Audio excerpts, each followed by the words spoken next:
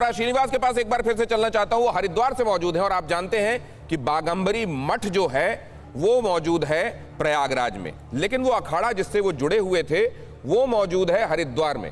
और ये अखाड़ा, ये 13, बल्कि अब अगर किन्नर अखाड़ा को जोड़ दें तो ये 14 आधिकारिक अखाड़े आप जानते हैं हरिद्वार।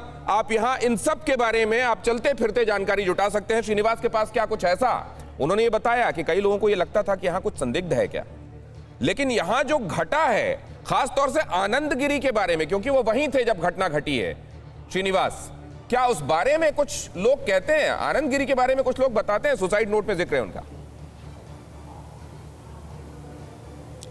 अब मैं दो बातें बताना चाहूँगा दिनेश। जब मैं यहाँ पे तमाम साधु सन्यासियों से बातचीत कर रहा था ऑफ कैमरा, तो उन्होंने जो मुझे बताया ये शब्द मैं भी आपको बताऊंगा। आपने भी अंग्रेजी का ये शब्द सुना होगा कि जब भी कोई संत परंपरा में आता है तो डिनाउंसिंग द वर्ल्ड, यानी कि वो दुनिया के मोह माया से ऊपर उठ जाता है। और एक परंपरा होती है कि जब आप संत परंपरा में आते हैं उसके पहले आप अपने साथ साथ अपने परिवार वालों का भी पिंडदान कर देते हैं, यानी कि जीते जी आप अपने तमाम सगे संबंधियों और अपने खुद का पिंडदान कर देते हैं। तो ये मामला हत्या, आत्महत्या, संत की आत्महत्या हो ही नहीं सकती, क्योंकि वो पहले ही मोह माया जीवन से ऊपर उठ चुका है। खैर, ये तो संत परंपरा की बात हो रही थी। एक बात और बताऊंगा, जो इंक्वेस्ट रिपोर्ट की बात हो रही है, मौकाए मुआयना की बात हो रही है। देखिए, 24 घंटे गुजर चुके हैं, खुद कानून मंत्री अभी हमारे प्रोग्राम में ये कहकर जा चुके हैं कि अभी तक पंचनामा तैयार नहीं हुआ है। खैर, इसको भी यही छोड़ते हैं। अब आपके सवाल पे आते हैं,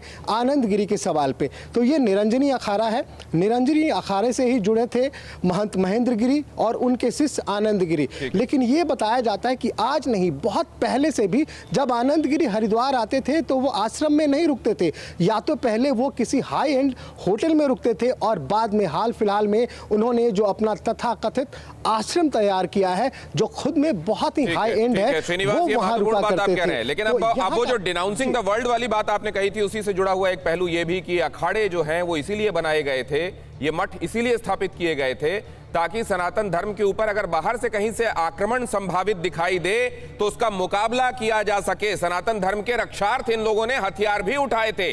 तो डिनाउंसिंग द वर्ल्ड तो है, लेकिन सनातन धर्म की रक्षा के लिए जो आवश्यक था वो भी जरूरी है। परवाह देश की, सोमवार से शुक्रवार रात 10 बजे TV9 भारतवर्ष पर।